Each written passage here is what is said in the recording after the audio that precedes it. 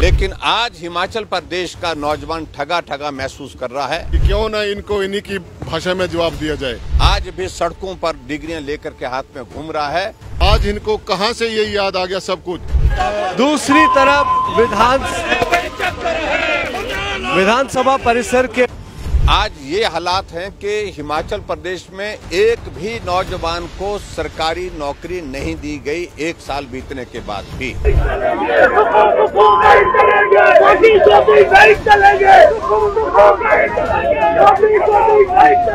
नहीं चलेगी ये सरकार।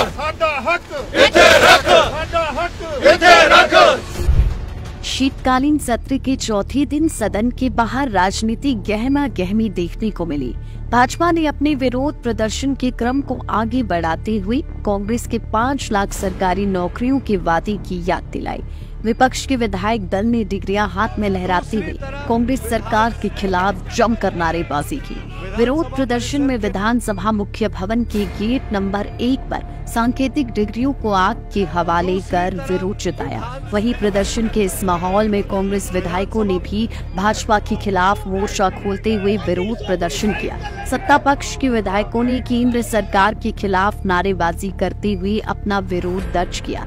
इस दौरान नेता प्रतिपक्ष जयराम ठाकुर ने कहा कि कांग्रेस ने सत्ता में आने से पहले युवाओं को 5 लाख सरकारी नौकरियां देने का वादा किया। कांग्रेस ने प्रदेश के युवाओं को भ्रमित करके सत्ता तो हथिया ली, लेकिन अब वादा पूरा नहीं कर रही है। 5 लाख सरकारी नौकरियां देने तो दूर, कांग्रेस ने आउटसोर्स पर बहुत कम वेतन पर काम करने वाले बच्चों को नौकरी से बाहर कर दिया। विभिन्न क्षेत्रों में काम करने वाले 10,000 आउटसोर्स कर्मचारी युवाओं को सरकार ने बाहर का रास्ता दिखा दिया। नेता विपक्ष जयराम ठाकुर ने कहा कि यहाँ तक कि कोविड-19 के समय में बहुत कठिन समय पर सेवाएं देने वाले युवाओं को भी सरकार ने नौकरी से बाहर निकाल दिया। वहीं कांग्रेस नेता भी आज सदन के बाहर भाजपा का जवाब देने पहुंचे। कांग्रेस के विधायकों ने भी भाजपा के अंदाज में तख्तियां लेकर नारेबाजी करते हुए भाजपा का विरोध किया। इस दौरान सत्ता पक्ष के विधायक इंद्रदत्त लखनपाल ने कहा कि आज भाजपा जो लगातार विरोध कर रही है, उसका जवाब देने के लिए कांग्रेस विधायक परिसर के बाहर प्रदर्शन करने पहुंचे हैं। प्रदेश सरकार पर उंगली उठाने वाले भाजपा नेता बताए कि देशवासियों के खाते में आने वाले 15 लाख रुपए कहां हैं। केंद्र सरकार पर हमला करते हुए उन्होंने कहा कि जो केंद्र सरकार कहती थी कि 50 दिनों में महंगाई को रोक देंगे, आज महंगाई किस स्तर पर है। पीएम नरेंद्र मोदी पर निशाना साधते हुए उन्होंने कहा कि रुपया गिरने पर डॉक्टर मनमोहन सिंह को जो नरेंद्र मोदी निकम्मा बताते थे, उनके समय में रुपया कहां से कहां चला गया, उसका जवाब क्यों नहीं देते।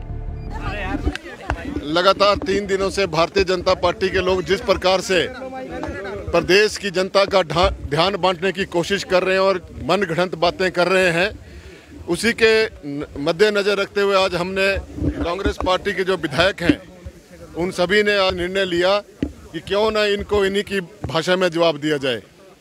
जैसा कि आप सभी को मालूम है, 2014 में मोदी जी ने पूरे देश को संबोधित करते हुए कहा था कि हर वर्ष मैं 2 करोड़ नौकरियां दूंगा बेरोजगारों को, लेकिन वो 2 करोड़ नौकरियां आज तक नहीं मिल पाई। और यह भी कहा था कि 15-15 लाख रुपए सबको देंगे, वो भी नहीं दिए। उसके बाद कहा था 100 दिन में महंगाई खत्म कर देंगे, वो भी नहीं हुए।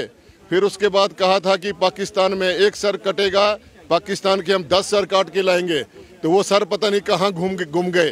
तो ये हर जगह झूठ ही झूठ। 56 इंच का सीना, 144 सांसदों को जिस प्रकार से बर्खास्त किया गया है लोकसभा सांसद के अंदर और राज्यसभा के अंदर, वो काला अध्याय है इस लोकतंत्र के लिए। और लोकतंत्र प्रणाली को जिस प्रकार से ये दिन प्रतिदिन खत्म करने की कोशिश कर रहे हैं, लेकिन कांग्रेस पार्टी जो है कभी भी इन मंसूबों को पूरा नहीं होने देगी। बंद करो। चौथा दिन है, देना होगा। और हिमाचल प्रदेश में कांग्रेस पार्टी ने सत्ता में आने से पहले जिस प्रकार से गारंटियां दी थी, उसमें एक बहुत बड़ी गारंटी ये थी कि हम सत्ता में आएंगे तो हिमाचल प्रदेश में 5 साल में 5 लाख नौकरियां बेरोजगार नौजवानों को देंगे।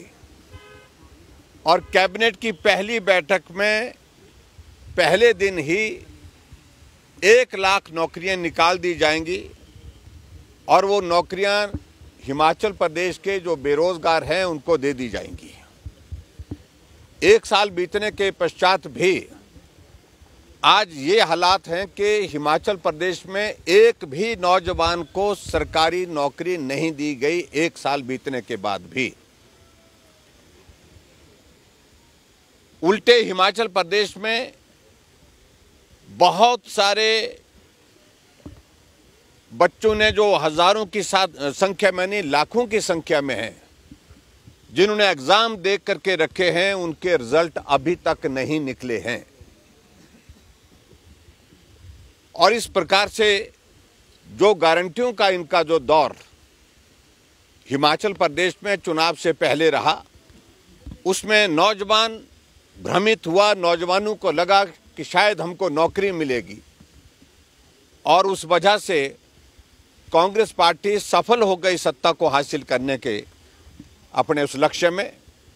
लेकिन आज हिमाचल प्रदेश का नौजवान ठगा ठगा महसूस कर रहा है, दर दर वो भटक रहा है डिग्रियां हाथ में लेकर के।